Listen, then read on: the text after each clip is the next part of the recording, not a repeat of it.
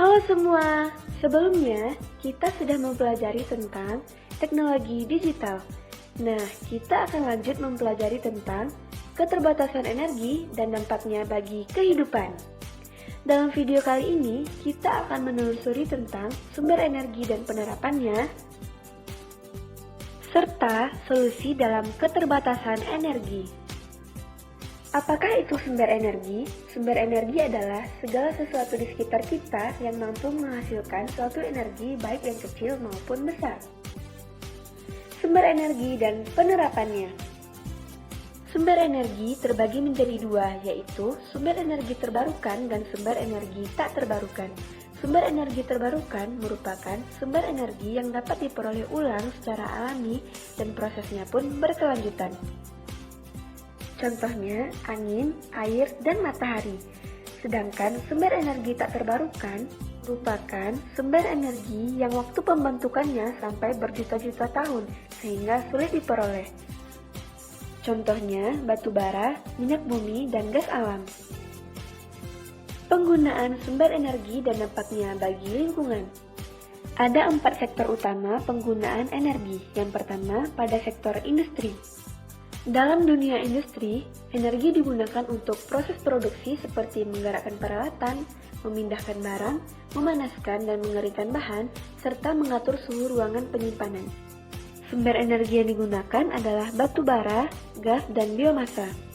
Kedua, sektor transportasi. Meningkatnya permintaan sarana transportasi dan daya beli kendaraan juga menyebabkan meningkatnya permintaan energi. Pada sektor transportasi, sumber energi yang paling besar penggunaannya adalah BBM. Sektor rumah tangga.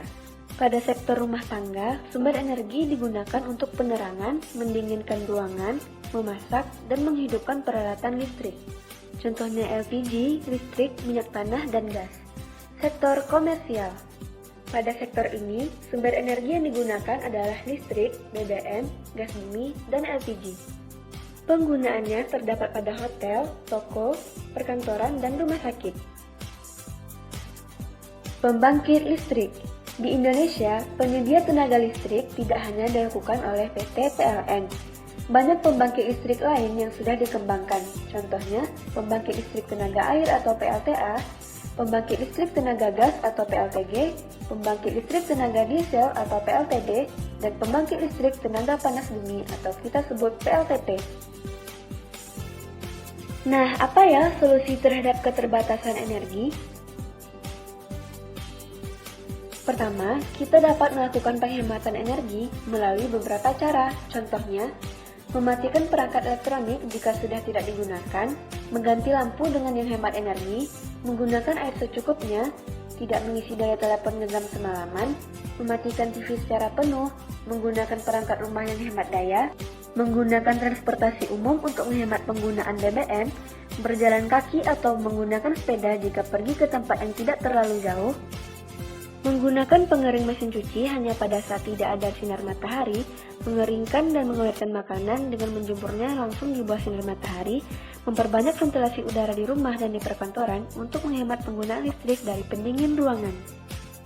Cara yang kedua dengan menggunakan energi alternatif. Energi alternatif adalah sumber energi yang menggantikan bahan bakar konvensional yang mampu mengurangi kerusakan lingkungan serta ramah lingkungan. Contoh pertama adalah biofuel. Biofuel adalah salah satu energi alternatif yang digunakan untuk mengurangi penggunaan bahan bakar fosil. Contoh biofuel adalah bioetanol yang terbuat dari tanaman seperti jagung dan gandum, biodiesel yang terbuat dari minyak tumbuhan atau hewan, serta biogas yang terbuat dari sampah organik. Yang kedua, biomasa.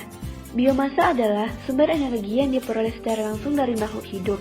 Biomasa berfungsi sebagai penyedia sumber karbon untuk energi. Contohnya, kayu bakar, limbah pertanian, alkohol, dan sampah. Ketiga, panas bumi. Energi panas bumi adalah energi yang diperoleh dari panas yang keluar dari perut bumi berupa uap panas. Selanjutnya, air dan matahari yang merupakan sumber kehidupan bagi seluruh makhluk hidup. Air dapat digunakan sebagai pembangkit listrik, sedangkan sinar matahari dapat digunakan sebagai sel surya penyedia energi listrik. Sampai bertemu di video selanjutnya.